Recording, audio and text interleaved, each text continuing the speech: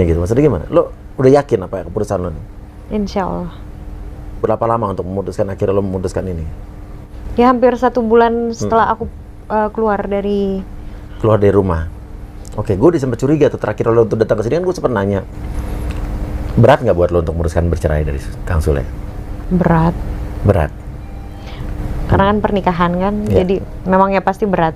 Aku udah minta petunjuk sama Allah, terus kalau memang yang terbaik untuk aku, mohon kasih jalan petunjuk yang terbaik gitu. Akhirnya Natalie Holcher menyerah untuk mempertahankan bahtera rumah tangga bersama Sule. Sebelum kita lanjut video ini, mari dukung Somasi TV dengan cara klik tombol subscribe dan nyalakan tombol lonceng, agar kalian tidak pernah ketinggalan informasi tentang peristiwa yang sedang trending. Gonjang-ganjing yang selama ini terjadi dalam rumah tangga Sule bersama Natalie terpaksa harus berakhir dengan gugatan cerai yang sudah dilayangkan oleh Natalie. Dikutip dari podcast Uya Kuya TV pada tanggal 9 Juli tahun 2022. Natalie mengungkapkan bahwa dia sudah capek dengan keadaan seperti ini, dia akan menyerah untuk mempertahankan hubungan dengan Sule, sebagai solusi terakhir, jalan satu-satunya hanya dengan perceraian. Uya Kuya yang mencoba memberikan nasihatnya, agar perceraian ini tidak sampai terjadi antara Natalie dan Sule, akhirnya tidak berhasil mengurungi niat Natalie untuk berpisah dengan Sule. Jangan sampai hanya karena ego di antara kedua pasangan, baik Natalie maupun Sule bisa mempengaruhi psikologi Azam sebagai anak dari buah cinta mereka. Mengingat Azam masih bayi sudah menerima beban yang begitu berat dengan berpisah salah satu orang tua Azam, tidak seperti bayi yang pada umumnya, seharusnya ada seorang ayah yang selalu menemani di saat sedang beranjak tumbuh. Diketahui juga dari podcast tersebut bahwa ketidakharmonisan dalam rumah tangga Sule dan Natalie sudah lama terjadi. Saat Natalie masih tinggal serumah dengan Sule dan anak-anaknya, Natalie kerap kali dicuekin oleh Sule, sampai pada suatu ketika saat berpapasan di dalam rumah, tidak ada tegur sapa sama sekali dari Sule, begitu ungkap Natalie saat mengenang salah satu momen paling sedih.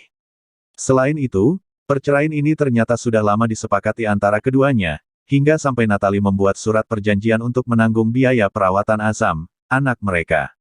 Uya Kuya dalam kesempatan itu mencoba menggali informasi lebih banyak dari Natalie tentang adakah upaya dari Sule untuk mempertahankan hubungan mereka.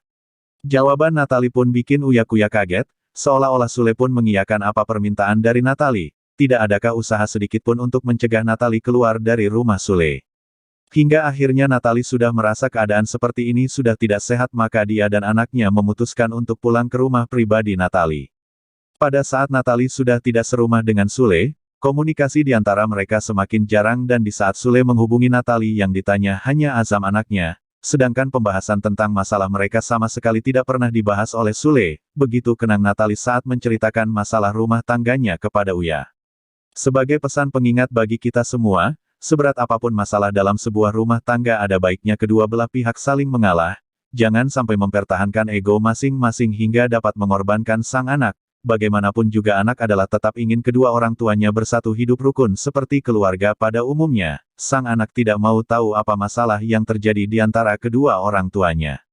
Bagi pasangan yang mau bercerai, sebelum mengambil tindakan ini perlu dipahami bahwa, masalah yang ada dalam pernikahan bukan berarti harus berujung perceraian. Adanya konflik, menandakan bahwa hubungan sedang berkembang.